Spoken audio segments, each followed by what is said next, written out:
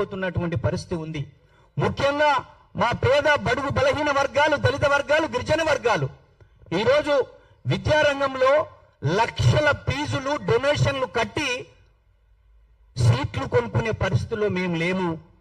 మరి ఈరోజు డబ్బులున్న వాళ్ళకి, ప్రైవేటుగా చదువుకునే స్తోమత లేని ఈ వర్గాలకి ఆ ప్రైవేటు రంగంలో రిజర్వేషన్ ఉండాల్సినటువంటి అవసరం ఉంది.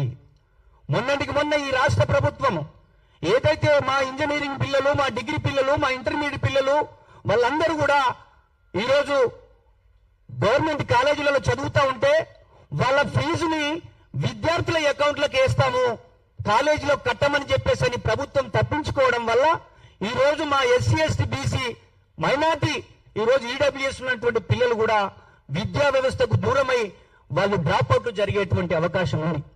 మరి వీటన్నిటి మీద ఈరోజు 29 జీవో లాంటిది కూడా తీసుకొచ్చారు.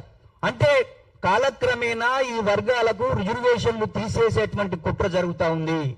దీన్ని ఈరోజు సంఘాలుగా మనం అందరం ప్రశ్నించాలని, ముఖ్యంగా ఈ రిజర్వేషన్ల దేశంలో రిజర్వేషన్లు వద్దని కొట్లాడినటువంటి వాళ్ళు ఈరోజు రిజర్వేషన్ పొందుతూ ఉన్నారు. రిజర్వేషన్ అంటే భిక్ష కాదు. రిజర్వేషన్లో ఈ దేశంలో పేద వర్గాలు, అంటరాని వర్గాలు వీళ్ళందరూ కూడా వాళ్లకు రిజర్వేషన్ కల్పించడం వల్ల ఈ యొక్క దేశం అభివృద్ధి చెందుతుంది. దేశం అభివృద్ధి చెందడం అంటే పేద వర్గాలు, దళిత వర్గాలు, గిరిజన వర్గాలు, మైనారిటీ వర్గాలు వాళ్ళందరికీ కూడా విద్య అందాలే, వైద్యం అందాలే. అందులో భాగమే మేము తెలంగాణ రాష్ట్ర ఉద్యమంలో ఉన్నటువంటి ఈ సంఘాలు తెలంగాణ వచ్చిన తర్వాత మా ఎస్సీ ఎస్టీ బీసీ వర్గాలలో వారికి న్యాయం జరుగుతుందని కూడా అనుకున్నాం. కానీ రోజు విద్యను కొనుక్కునేటువంటి పరిస్థితులు ఉన్నాయి. ఈరోజు యూనివర్సిటీలు, కాలేజీలు యూనివర్సిటీలుగా మారి లక్షలాది ఫీజులు వసూలు చేస్తున్నటువంటి తీరుతో చాలా మంది విద్యార్థులు ఆత్మహత్యలు చేసుకుంటున్నటువంటి పరిస్థితి.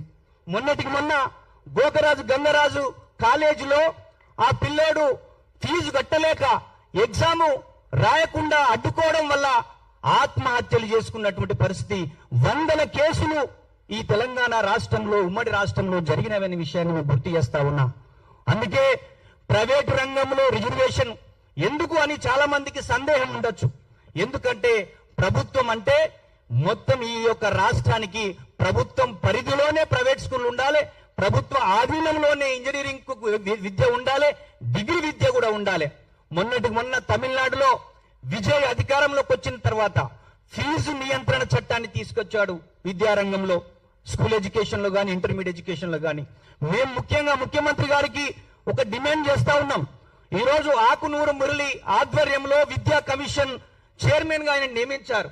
ఆయన ఈ విద్యా కమిషన్ చైర్మన్ గా 2 సంవత్సరాలు మొత్తం అధ్యయనం చేసి ఇగో ఫీజు నియంత్రణ చట్టం తీసుకురండి, ఈ యొక్క ఇంజనీరింగ్ కాలేజీ ఫీజుల వసూలును కంట్రోల్ చేయండి, ఈ ఇంటర్మీడియట్ శ్రీ చైతన్య, నారాయణ, గాయత్రి ఇంకా రకరకాల కార్పొరేట్ స్కూళ్లు, కార్పొరేట్ కాలేజీలలో ఫీజు నియంత్రణ చట్టం తీసుకురమ్మని చెప్పేసి ఆయన రిపోర్టు ఈ రాష్ట్ర ప్రభుత్వం దగ్గర పెట్టాడు.